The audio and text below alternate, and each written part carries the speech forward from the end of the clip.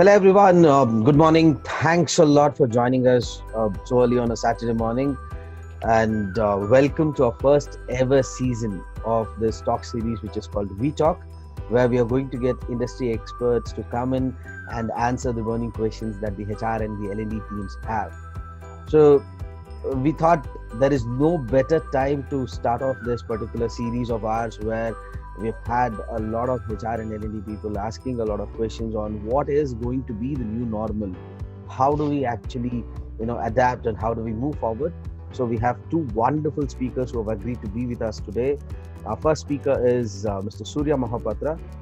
He actually heads the learning and development globally for Wipro Digital Services, and he also is the founder of L&D Global, which is a chapter exclusive for the learning and development professionals, and he's got chapters which is there across the country. Surya, thanks a lot for joining us today.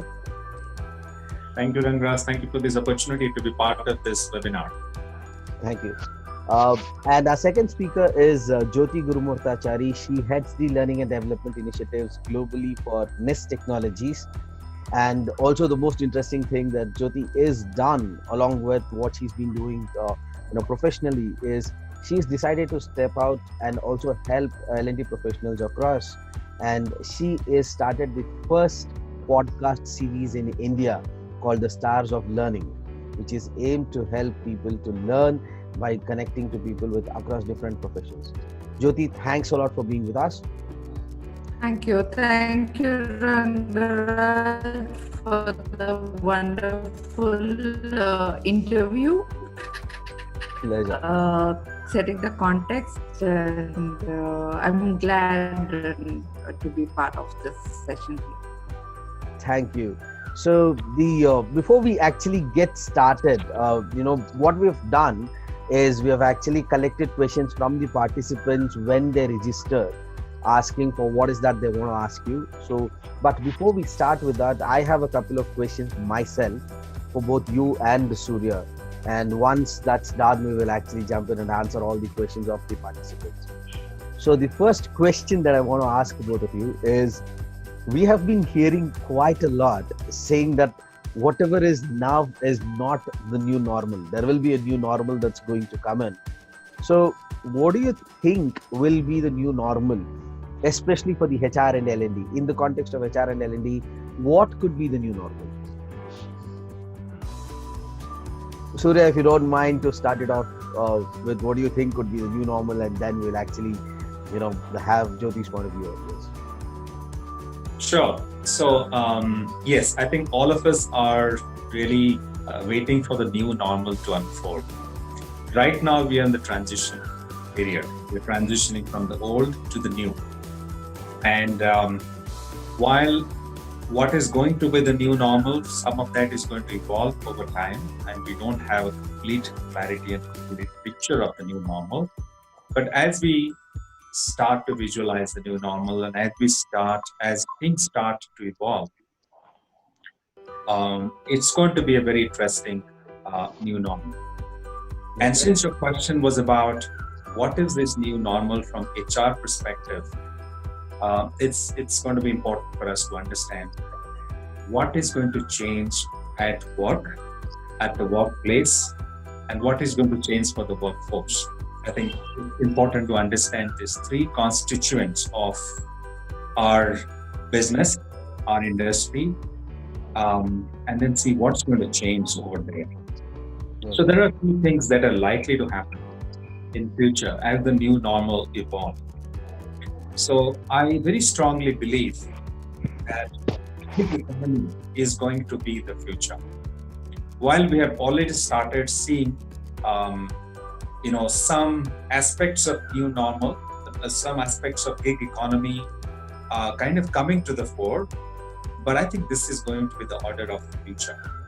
So when we talk about gig economy, we would see at the workplace people who are freelancers, who are contract employees, who are part-time employees, who are working for multiple organizations at the same time,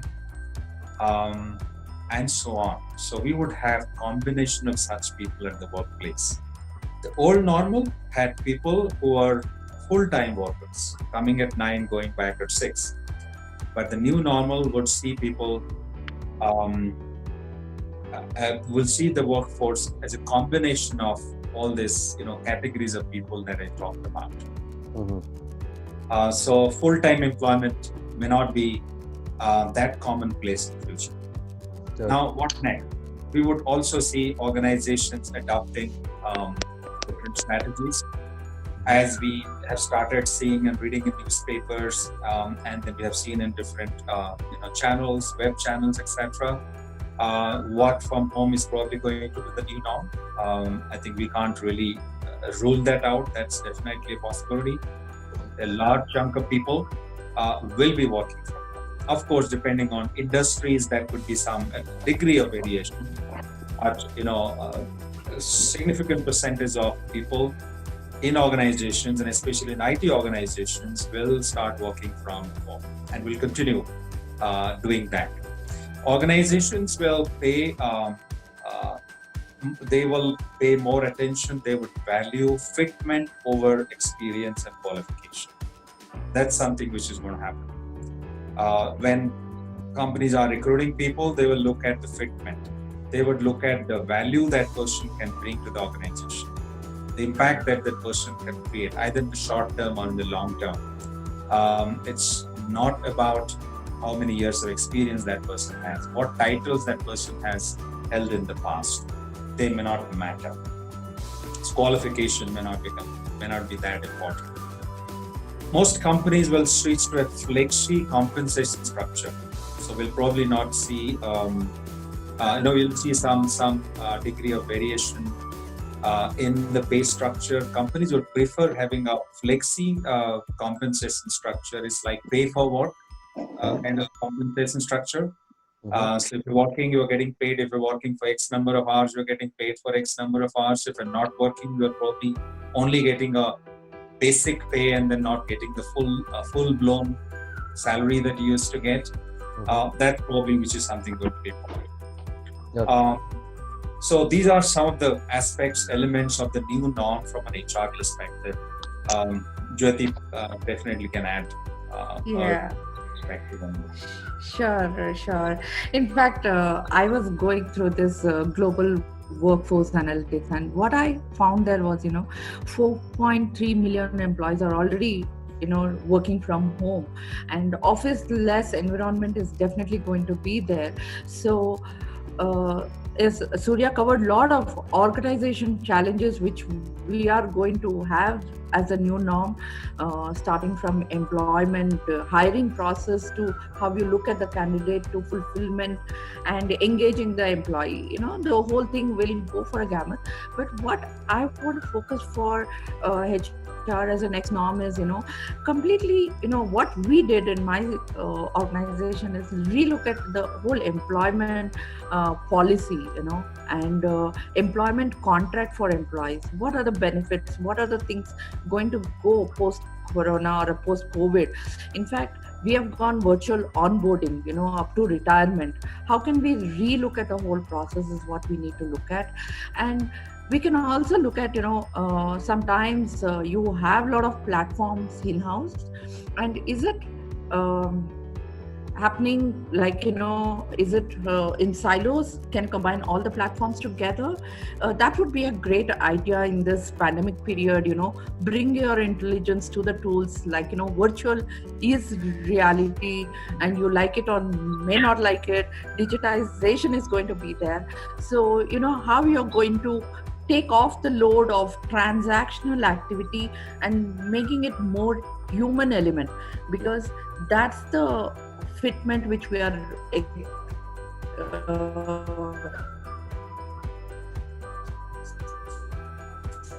seeing with employees.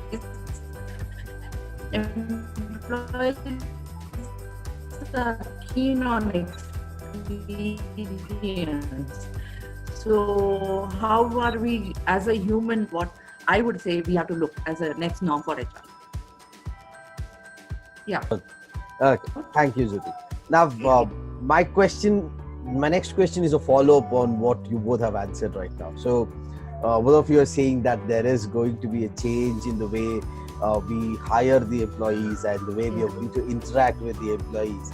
Now, the next question is, what should the HR and the L&D folks do to invest in themselves so that they have upskilled themselves and stay relevant to what is going to be the new normal? So what are the skills that they'll have to invest in themselves? And what are the areas that they'll have to upskill themselves, change the way they think, change the way they work, and so that whatever is going to be the new normal or whatever changes is going to happen, because we say that change is the only constant thing. So even further, when changes do happen, so how can they stay relevant? Jyoti, if you don't mind starting off with they have to look around and then. Yes, sure. So, so what I would say is, for HR, definitely work has changed forever, and a new normal is going to be a focus. And what I want HR, to look at, stop the processes that was not adding any value, now, and truly focus on, what is actually going to help in the future. Navigating forward, we need to focus on our job, enabling that experience. How is the communication we are going to make it more of communication, I would say, and how are you going to build that capability, because that's the driving element for the business, right? So we have to look at those kind of an experience, and don't make it like a big 3 or 5 year plan. It's a very short, you can bring in that kind of a different restart from everything, from scratch, I would say. In fact, what we did in my company is listed out all the policies, and we said, is it, eliminate whatever is not applicable, digitize. We have done that as a business continuity plan. But, can you look from scratch, from, new normalcy point of view? Relook, redesign, and reboot, reposition yourself and repurpose the whole thing, because organization is also going through that. They're also revisiting the goals. So can you partner there and be there to study and strive through this normalcy to be successful there? So I would say anything you do, put a prior, reinvent, redesign, repackage, repurpose, remission, everything, whatever you do. That would be my recommendation here. Thank you, Jyoti. Surya, what do you think? Yeah, I think since your question was how HR should stay relevant, where should they invest, how should they invest in themselves? So I think it begins with an understanding of what's changing, what is the new normal, what is going to be what is the workplace going to look like, what is going to be the composition of the new workforce. Understanding of that is extremely important. The second thing is to determine whether you just want to survive and be on the catching up mode, wait for the change to happen, and then change and adapt yourself, or HR has to decide whether it should be at the driver's seat. Can we enable the change? Can we be the driver of some of this change? Or are we just wait for the new normal to unfold and then we decide how to adapt? So then we barely survive. Now the question is, this post-pandemic or the post-COVID-19 scenario, all of us know that some organizations will accelerate their growth. They have already started the acceleration. And some organizations, some industries will suffer, struggle badly, because of the current scenario. Now the question is, organizations will require help. They will need help to bounce back. They will need help to become more resilient. They would need help for transformation. Can HR play a crucial role in enabling that, in accelerating that? Can we help our organizations bounce back? Can we help our organizations in the transformational journey? If we want to do that, then HR has to see the change before it comes. We should be seeing it before change happens, rather than wait for the change to happen and then we adapt. What else we need to do? We also need to become extremely agile. We need to be quick to adapt. We need to become extremely flexible. We need to break down and challenge the paradigms that we have as an HR function. When I talk to some of the HR functions, L&D leaders, many of them still tell me that, hey, we'll go back to the old normal. But that's not the truth. Then we are in a state of denial. We'll have to challenge some of our paradigms. And our organizations, leadership, our workforce, they will struggle to adapt to the new norm. And who will support them? Who will help them? HR has to support them. L&D will have to enable them. So if we ourselves have not adapted, I think Jyoti very rightly said that we have to reimagine, reinvent, rethink, repurpose. If we are not taking the lead in that, then we are not going to be at the driver's seat. We'll be driven by the management, by other functions, by other groups in the organization. So we'll have to wake up. There is a wake up call. We will have to take the lead, be the front runner in the change that is going to come. Thank you, Surya. Now, my next question is very, very specific to learning and development. Like, say, before the entire COVID happened, I think just for about 4-5 years back, there was a trend and a change in the way the L&D teams were actually adapting to new learning methods. And while the new age learning methods like gamification, experiential learning, and theater-based learning, and all these things were picking up steam, they've had this pause. So, what do you think these new age learning methods should do, and where should they adapt if they have to stay relevant? Do you think they are going to have any scope in the future? Or if not, if they have scope in the future, then what should these practitioners change in themselves so that they can become more relevant and stay to continue and be a part of the new normal?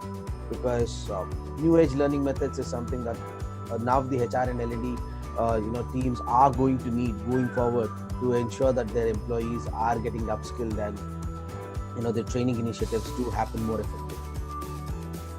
Surya, I would like to start with you on this question. Sure. So when we talk about methods, techniques, etc., these are mere tools. But I think tools do not drive our purpose. It's a purpose which drives our tools. So what is our purpose? Our purpose is to enable our people. Our purpose is to impart learning. And how do you do that? In the new world, classroom training is going to significantly reduce. Even if you want to do that, you may not have the opportunity because people may not come to work. They might continue to work from home. Even if they come to work, you may have to have social distancing norms. Classrooms which accommodated 20 people will now accommodate 10 people, and so on. So a lot of things are going to change. So now the question is, what L&D has to do to stay relevant? L&D has to understand. L&D leaders, L&D practitioners need to invest time in understanding what are the fundamental differences between the old world and the new world, thereby how training happened in the past and how training is going to happen in the future. Having said that, the core purpose or objective of knowledge transfer, imparting learning, is not going to change. What is going to change is the technique, is the method, is the approach. But fundamentally, the objective of imparting learning is not going to change. And what I want to make it clear at this point in time is learning does not happen. Learning happens neither in the physical classroom nor in the virtual classroom. Learning happens in the brain. It happens inside the brain. There are certain processes in the brain which are triggered. There are different parts of the brain which are triggered, whether it is the sensory cortex or the prefrontal cortex or the temporal lobe, the different parts of the brain which are triggered for learning to happen. Learning happens through application. Learning happens through observation, through reflection, through analysis, through application. And we have to drive all of this. We have to ensure that people observe, they analyze, they reflect, they apply.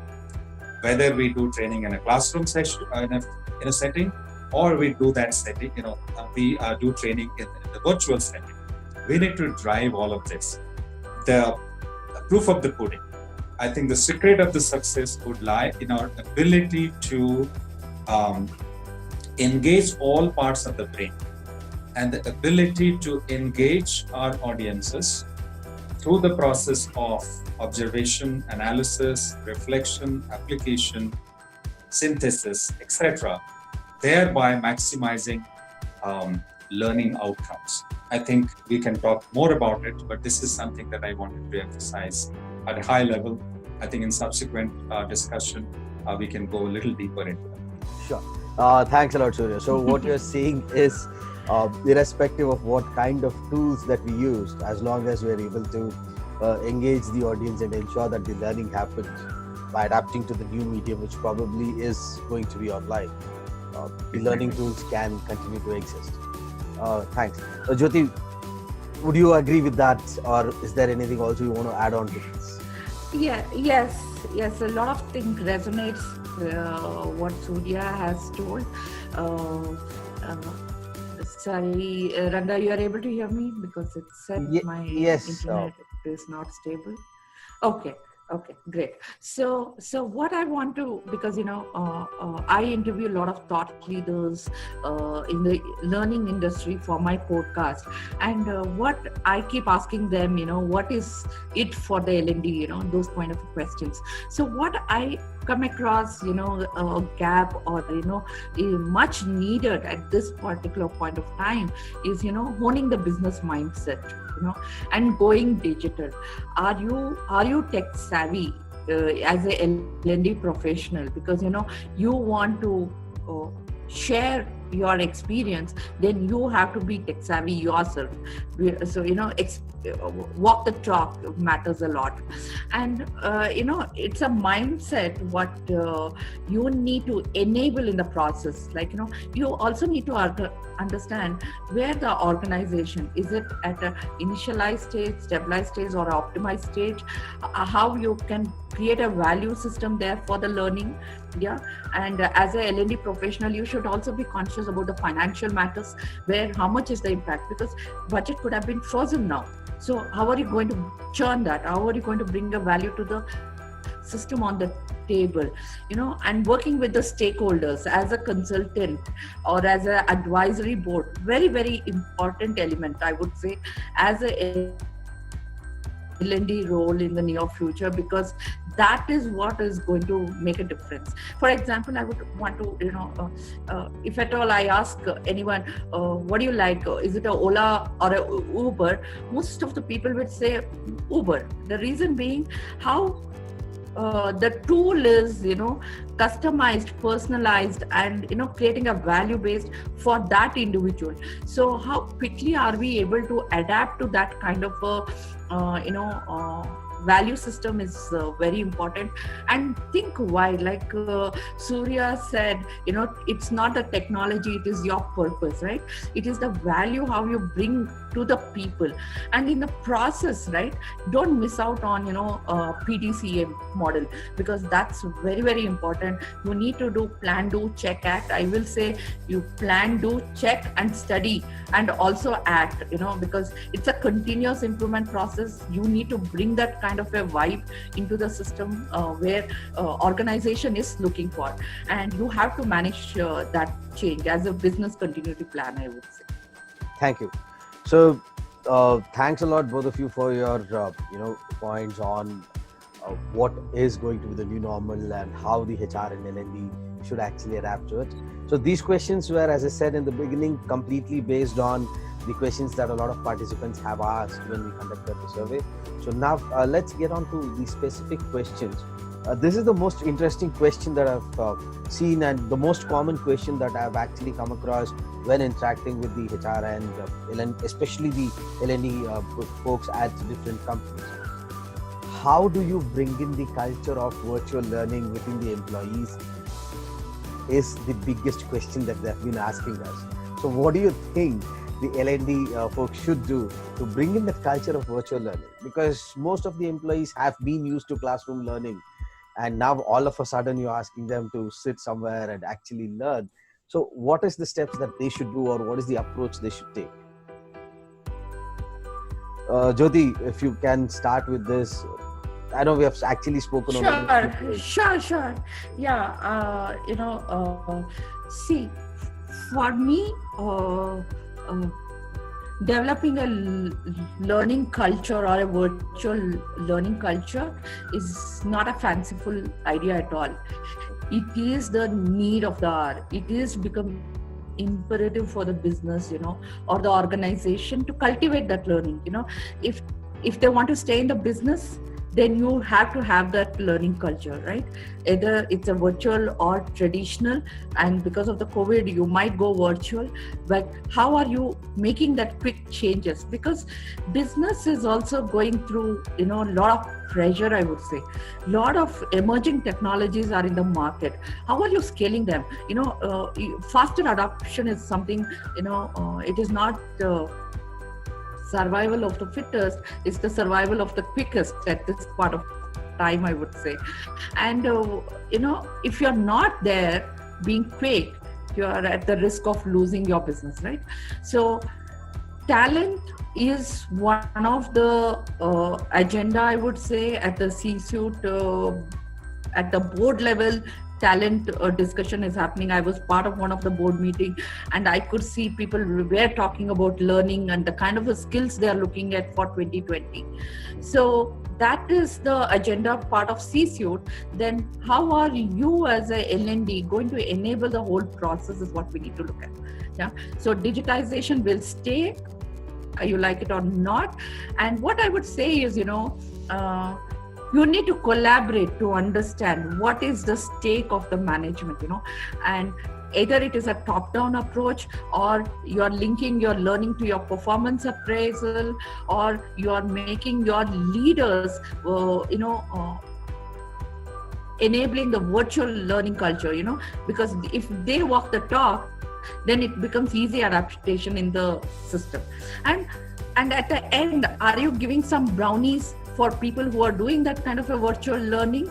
So, that's a motivation factor. So you can keep getting people back to a virtual learning. So that is what the value creation you need to make it, and making it more personalized. That's what matters. And for example, you see Facebook, right? How customized it is. And look at Amazon also. The next time you log into Amazon, it will say last time you bought this, and this is something which would interest you. How can you bridge that gap is what you need to look at. Yeah. Okay. So I would say that is the agenda, that's the culture, it is going to be there. So focus on these 4 elements, where top-down approach, linking to performance appraisal, giving brownie point, and walk the talk from the leaders. Okay, thank you. So Surya, my next question is for you. What do you think is the level of impact of AI in the future of HR? So the question is, what do you think is the role that artificial intelligence is going to play in the future of HR? Whether be it right from recruitment to learning, or all the other initiatives of HR. So where do you think AI is going to play a big role in? All through. So all through the employee life cycle. Today, the entire process of sourcing, selection, hiring, onboarding has been automated and digitized, and it has been largely driven by artificial intelligence and data analytics. It is the power of big data and artificial intelligence that is driving recruitment. And the advantage with AI coming into recruitment space is it is eliminating bias completely. So all the unconscious bias that a hiring manager would have, or the cognitive bias the hiring manager would have, is today eliminated because of AI and big data, because post selection is very largely driven by data about that individual that you're hiring. The same thing is going to influence L&D. So largely a lot of our training would be driven by artificial intelligence. So today, if you look at it, chatbot as a technology, which is driven by artificial intelligence, Right. is very, very effectively being used by HR processes and is also being used by L&D. So if you have to deal with a subject matter expert, um, the subject matter expertise now can be codified, it can be digitized, and the bot can respond to queries from new employees who are in the learning journey. They really don't have to work up to a subject matter expert and then ask questions. They can just switch on the bot and then start chatting with the bot. So that's so this has revolutionized the way we learn, we engage, and provide support to our employees. Today, a lot of this learning is going to be on the job, and learning is now going to move not just to the workplace, it is also going to move to the application, to the platform that you're using. So adaptive learning is the future. Adaptive learning is where your learning curriculum adapts to the pace of the learner. If the learner is learning faster, it can push more modules to the learner. If the learner is slow, the curriculum, the learning program has been designed in such a way, enabled by artificial intelligence, to go and keep pace with the learner. These are some of the changes which are happening today in the learning space. So artificial intelligence is going to revolutionize the learning space. It's going to significantly drive and impact the learner experience and learning effectiveness. Thank you. Jyoti, my next question is for you. There is we all. I just want to add to what Surya was talking. Sure. While so what I was telling is Surya very well aptly brought AI will shift the whole process and automation. It gives a lot of time, but in the whole process, we should not miss on the human element. What HR can bring value. AI will be there. Don't panic about it. But when you have a coffee with an employee and the kind of a conversation you're going to get, AI can't get that kind of an information. So that human element to get, shaping that culture is something human will still need to drive that. Right. So my next question was somewhere related to that. So one of the participants has asked a very, very interesting question. They said that online learning is good. We know it can happen online, but how can you make sure that using the online learning, the behavioral and the communication skills become more impactful? Because the behavioral and communication skills mostly work because of the human connect and the human touch and the way we interact with people. That's how you learn from it, right? So if these trainings have to go online, then how can it still become relevant and impactful is the question. So what is your take on it? Okay, so teaching classroom method to an online requires definitely a different approach. Okay, what you were doing in the classroom traditional way, you're going to apply it online? No, you're going to fail there. Okay, so you need to be smart enough to know what is the skin in the game. Okay, so for that you actually see, I'm doing this online behavioral training experiences. You need to build a good case study why you're bringing these people online. Okay, especially because it's a behavioral segment you're talking. Communication is something you're talking. So you have to make that case study very strong, and it is a scenario based. You should be able to tell this is the problem statement you had on the floor, and you're able to touch that kind of scenarios on your sessions. And you need to measure it also, assess them in the process. You can't just give something, show them the video and say that it is gone over. No, take them through the Mind Tools is a good app, to take them to the scenario. If your communication, how good are you at the communication? It gives the assessment. So people are able to take, it's a call to action there. Your scores are below 35, then you need to dip into what is your planning, what was your challenges you faced through it. So And I also, at the end of the training program, when I do a virtual online training, especially soft skill, end of every to apply that in your learning. Yeah. And your executive one-on-one coaching also is very important. I will tell them, you come up with a problem statement post the learning session, I will give you a exclusive one-on-one coaching. That makes a difference. Yeah. And make it as real as possible. So that would be the strategy. I'm glad because most of the organization focus on hard skill technology related, and when they focus on soft skills, right, it's definitely important. How we are going to value add in their daily life is what we should be paying attention to.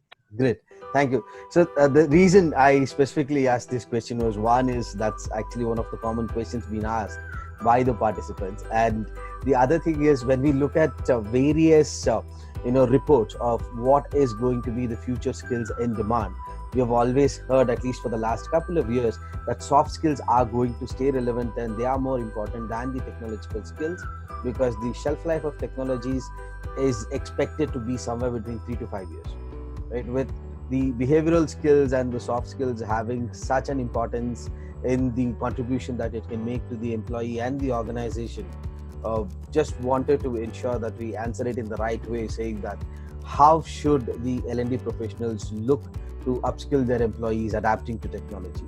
So thanks a lot, Jyoti, for that. So can I? Sure, Surya, please. He very nicely talked about how can we impart soft skills training through case studies and various other techniques. But fundamentally, what I want to tell the participants here is, except training which requires motor skills, everything else can be delivered online. So when I say motor skills, if you have to teach somebody how to operate a machine, if you have to train a pilot to fly an aeroplane, you can't do that virtually. Right. Of course, you can bring in some simulation, etc. Or there is today we have AR and VR, which brings a lot of simulation, which creates artificial intelligence, augmented reality, virtual reality, etc. But motor skills is absolutely difficult to train it virtually, but everything else, training which requires cognitive skills, training which imparts behavioral skills in the affective domain, can be delivered online. The challenge would be to adapt our training curriculum and training design to the online environment. If you do a lift and shift, we'll fail miserably. We'll completely fail. But if we adapt it to the new environment, we'll become successful. And Rangaraj, you have created a great example here. By stitching together a program, you are not conducting a 1.5 hour webinar. You are stitching together a journey. The journey started when you created a survey and sent it out to people. Engagement started with people, and you gathered questions. So there is great engagement with the participants. Their questions are being asked to the speakers in this panel discussion. So your engagement started with the audience. That did not happen in a physical setting. It happened virtually. The session that you're conducting right now, we are doing it virtually. And I'm sure you would have some this discussion, post-session engagement with the audience. Yes. So it's about stitching it together. It's about adapting your design to an online environment, to an online platform. If you do a lift and shift, it's not going to work. Yeah. But once again, I would repeat, virtually every training, except training which requires imparting motor skills, everything else can be delivered on. Right. Thank you, Surya. Thank you, Jyoti, for that. So both of you are saying, what you're saying is every other skills except for motor skills can be done online, but we'll have to ensure that we adapt and also retain the human touch so that the learning is impactful and it works effectively. Okay, thank you. So the next question is on employee engagement. So the question is, how can we boost engagement among remote teams and build synergy with them and also help them, get more closer towards the organization? So this is a question that I'm putting across because this is by a few participants, and also once we have interacted with different companies, this is one of the challenges that they're facing, saying that what kind of employee engagement initiatives can we do, or what should be the basic principle around our engagement initiatives, especially when everything is online. How do we ensure that the employees actually get more closer towards the organizations? Because we all know, when we say about remote working today, the boundary between work from home and work for home is kind of gone. So people have said that, I don't know when my day starts and I don't know when my day ends, because they are on work 24/7, right? So this kind of a setup, how can the HR teams ensure that they do employee engagement initiatives, because their context is drastically changed right now. Earlier they could get a fixed time, talk to people and do it. Now getting people together, getting a fixed time, starting an initiative and an activity might not be that easy. So what can they do? Surya, I would like to start with you on this, and then we'll take Jyoti's point of view on that. Yeah, I think most organizations and many HR practitioners like us make the mistake of looking at employee engagement as a series of events or activities. Right. But I think it's beyond that. It's about understanding what are the needs of the employees. It's about understanding what the employee is going through today. Mm-hmm. It's not about setting up a time and having a fun Friday event and then thinking that we have engaged with our employees. Mm. We need to understand what the employees are going through today. The employees are going through challenging times. Because of the COVID-19 situation, employees are struggling. Earlier, the husband and wife used to go for work. Before that, the cook used to come, and then the maid used to come and then take care of the household thing. They didn't have to worry. They could get ready and then go to the workplace. And the grandparents were there to take care of the kids at home. Mm-hmm. But today that has changed. Today the husband is working, the wife is working. They are sharing the same workspace. The children are not going to school. They're making a lot of noise. Grandparents are also at home. And the cook is not coming, the maid is not coming, the household help is not coming. So you have to manage that. You have to take care of your household things, you have to take care of your kids, you have to take care of your parents. You also have to do work. You also have to attend meetings. You have to meet deliverables. So the employees are going through certain difficult times today. So to me, employee engagement from a HR professional standpoint starts by demonstrating empathy, by understanding what our employees are going through. Mm-hmm. They're putting together our engagement strategy around that. So empathy, it begins with empathy, continues with trust. Mm-hmm. Leaders, managers, HR professionals should stop spoon feeding and micromanaging people. Mm-hmm. They have to manage people by objectives, and don't care whether the person worked for 9 hours or 7 hours or 12 hours. Leave that to the employee. Let the employee figure out how much time he or she is going to spend today working, how much time he or she is going to spend tomorrow. He might spend 6 hours today, he might spend 13 hours tomorrow. Leave that to the employee to decide. Empower the employee. Trust the employee. At the same time, manage the employee by outcomes, not so much by micromanaging. Or kind of trying to keeping a watch on how many hours the employee has put in, whether he attended all the emails, whether he or she responded to my query within 30 minutes or not. Be tolerant, because we're not playing a 20-20 match today. We are actually probably playing a test match. We have to be patient. We have to be cautious. We have to give time to people. If you don't do any of this and then try to organize some fun events, some R&R programs, I don't think we'll be able to engage our employees. We'll be able to create positive experiences for our employees. Employee engagement, in my opinion, is not just the responsibility of the HR guy or the L&D guy. It's the responsibility of every leader, every manager in the organization. It's the responsibility of all of us. Thank you, Surya. Jyoti, before you put in your points, I want to add a follow-up question based on what Surya said. So now, the thing is, as Surya said, employee engagement should actually go beyond what the companies have been doing. So my question to you is, do you think the L&D could actually be the driving force behind enabling engagement with the employees, considering that now the HR teams at different companies will have to make engagement in terms of more valuable, where they're supporting the employee and ensuring that they give them all the required kind of support and bring in the cultural change in a way that employee can work effectively from home and also not get stressed out about it. So do you think that the L&D will actually become the driving force behind various initiatives and can become, before I say would become, let me ask you this, can become the driving force behind ensuring that the engagement happens effectively? Yes, very much, because we were part of the whole process when COVID thing happened and people had to work on.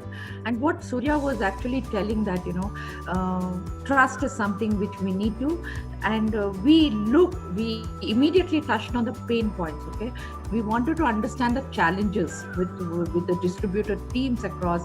What are they going through? And communication was the key thing what we enabled as a central theme, and caring and balanced approach for the people and less controlled environment is what we were looking at. And for that, how can we as a L&D to support them? There is a lot of burnout with people, and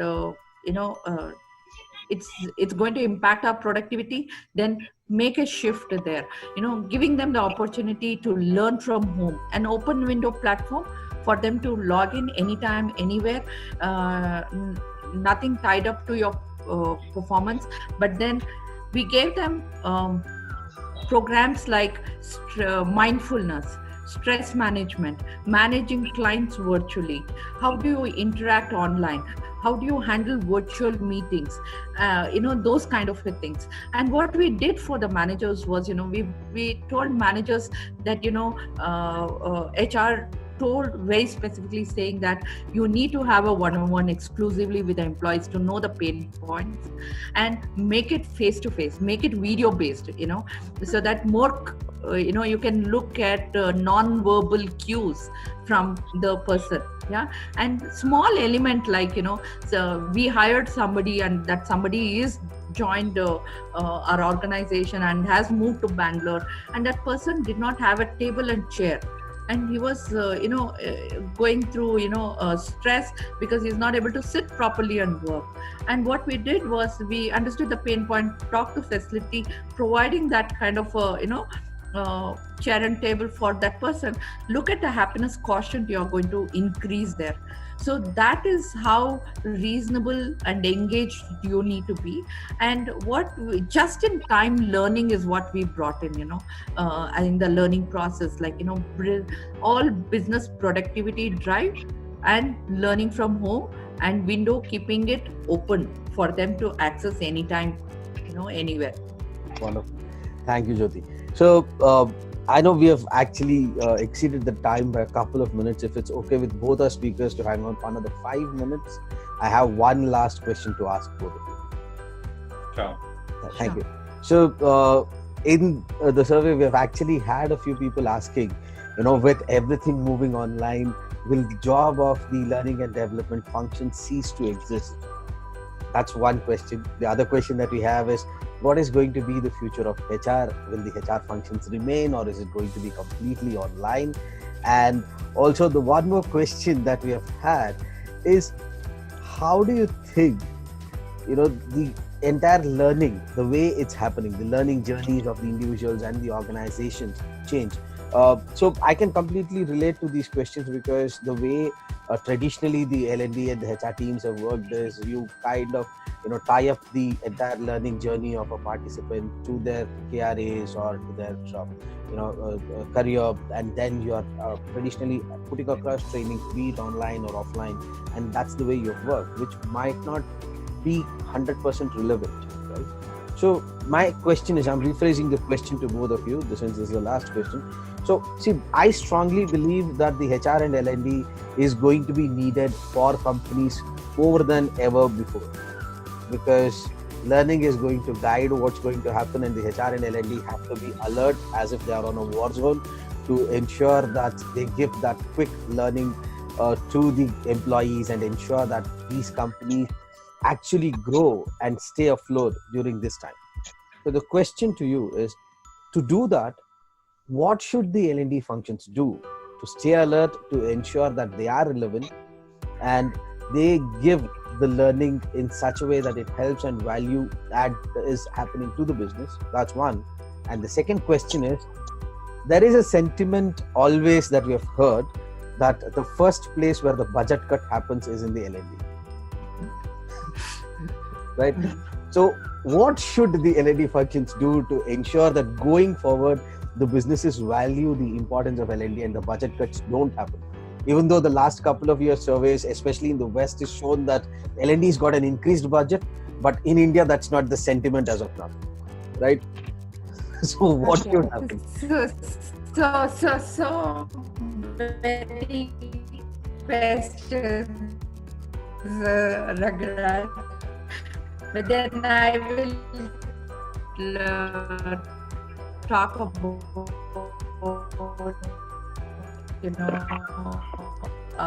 will L&D function? That's a panic situation for the, very insect. I say, believe in yourself. You are making a difference by nurturing the intangible assets for the business, right? It could be a skilled employees. Continuity is something which is needed, right? I agree. We are going through so many dynamics, and we are in the VUCA world. Budget has come to an halt. You can hear me? Jyoti, if it's okay with you, can you just pause your video and just stay on the audio mode, because your video is kind of getting stuck and that's delaying. Okay, sure. So what I want to say is that, it's a VUCA world. The dynamics are there, and COVID has, become a digital transformation person there. How L&D can capitalize on these kind of vibrant workforces? Learning will continue, and it's a lifelong learning, right? Because shorter shelf life, like Ranga told, technology is it's a shorter shelf life. Lots of opportunity we have on reskilling, upskilling. And if you know that 70-20-10 framework, right? Are we doing only the 10% of the training for the organization, or are you partnering with the business even for that 70-20 model also? The question is to ask yourself, how are you supporting the business while the employees are on the job, or when they are doing a peer-to-peer learning? How are you doing that? Please understand that, L&D is something, it's a mature area which brings a lot of innovative skills for the system, and we need to hone that, because it's all about development. It's all about bringing that kind of a value to the culture. And the L&D is also a brand for the organization. You can at learning, how much you are providing learning opportunity for the millennials, only then they are going to come for your company, so we came on there because that's the way the journey will be. And funding, the budget is going to be an halt. It's okay, but how are you going to be a differentiator? Have you heard about the word, crowdfunding? Yeah, can you do that crowdsourcing internally to get your content? I was mind blogged when I, socialized this internally, asking to give a particular content on AWS.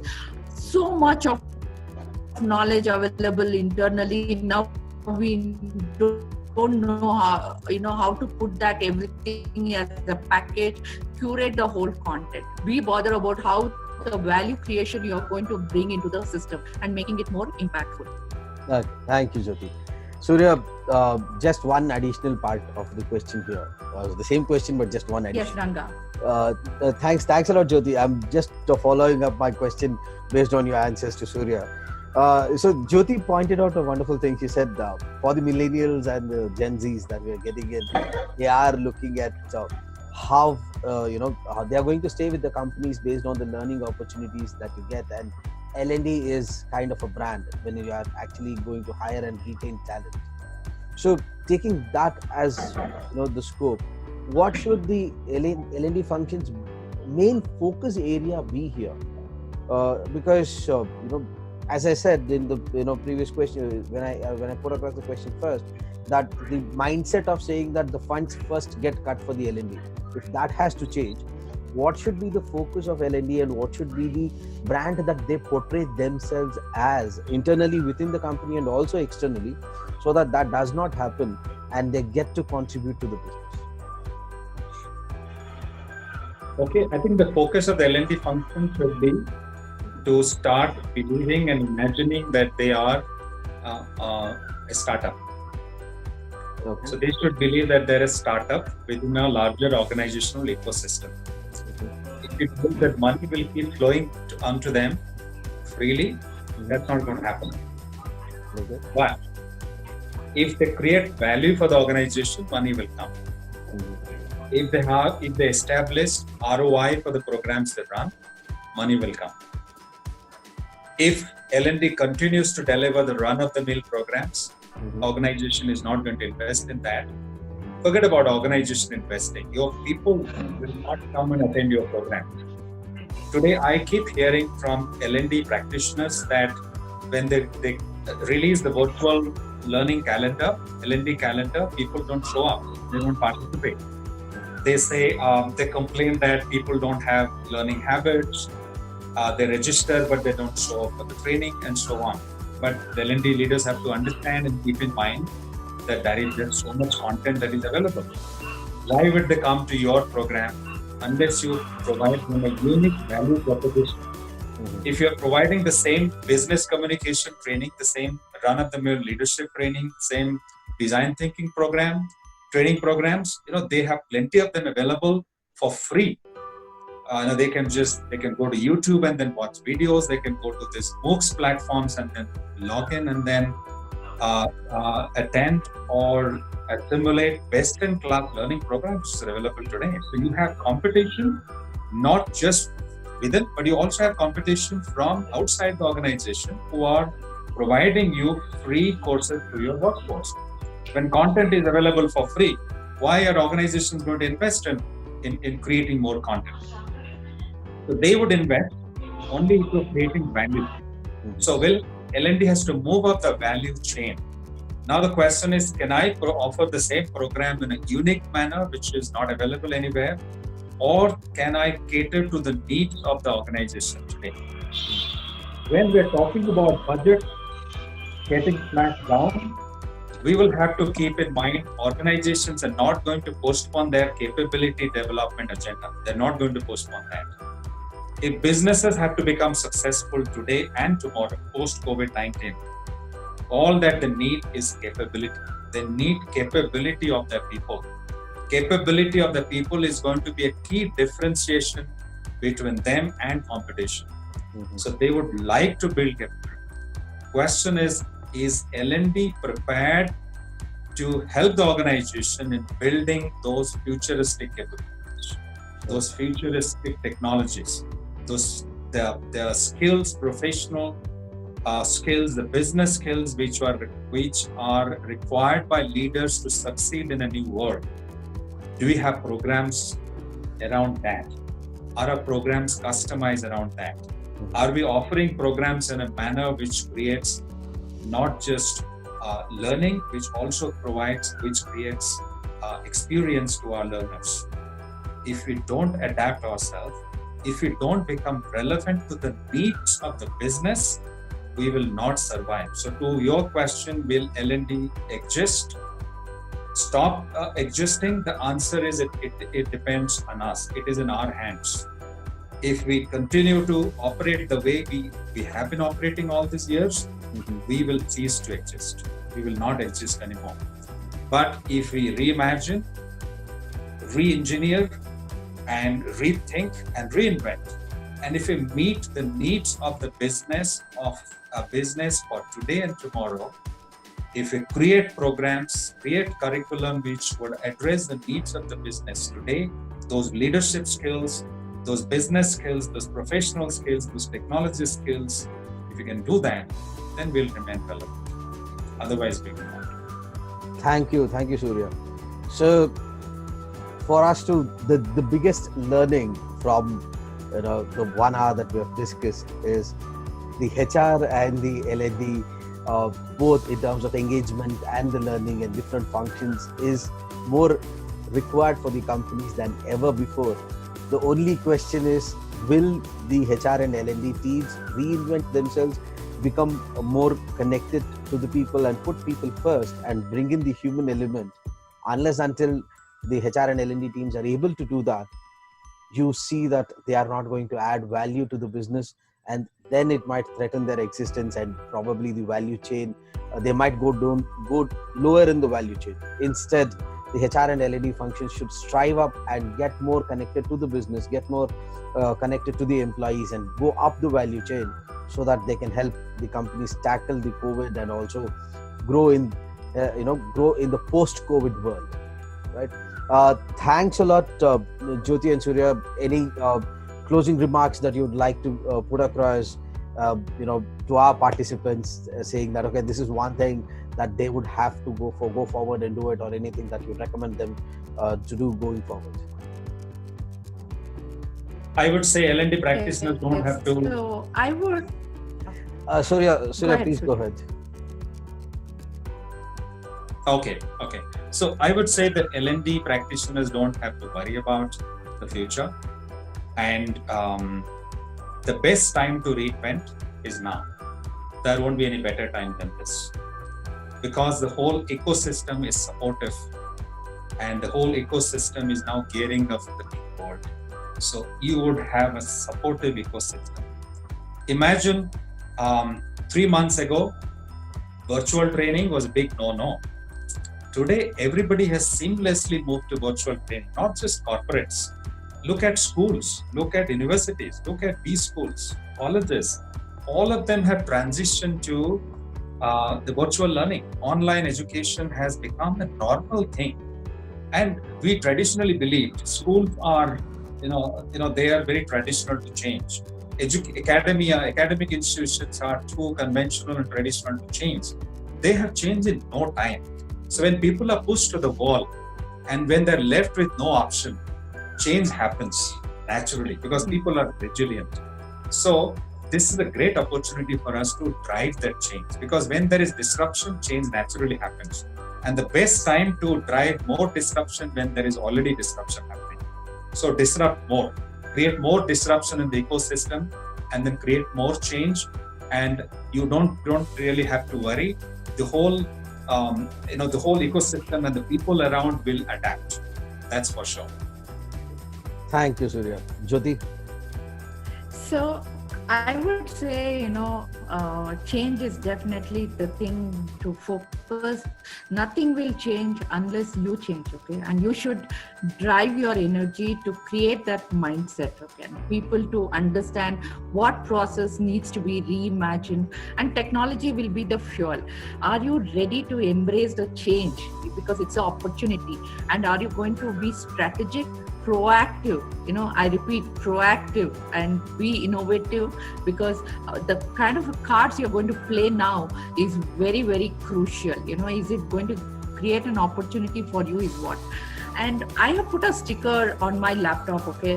What is the experience and the outcome? I keep seeing these two words, and consistency is the key, okay? So that's for you, what is the experience you want to create is definitely people are going to look at. And in the whole process, are you empathetic and are you resilient, to marinate the whole thing for your purpose is what you need to be looking at. And as a closing note, I want to recommend definitely 2 books, that is Rework and Organizational Behavior. For HR, it will be like a Bible. So these 2 books can be a value add for you guys. Thank you. Thank you. So thanks a lot, Surya and Jyoti, for accepting our invitation and being a part of our first season of this talk series. So thanks a lot. We learned a lot from you, and I'm pretty sure that the participants have a few learnings that they're going to take forward and certain action items that they want to put across and say that, okay, this is the change that I'm going to bring in myself and the company and in the function that I'm part of. So thanks a lot for your time.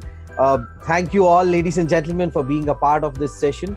As I said in the beginning, this is just our first season of this particular talk show, and we are going to bring in more seasons and answer more burning questions that we have in the HR and L&D community and also across the different industries and different functions of the business. Thanks a lot for your time. Thank you all. Have a great weekend and have a good day. Thank you, Rangras. Thank you, Jyoti. Thank you all the participants. Thank you. Yeah, thank you all.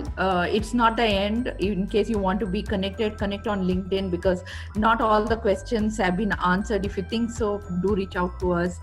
And, definitely cross-learning is very important. Thank you, Jyoti. Thanks a lot, everyone. Thank you.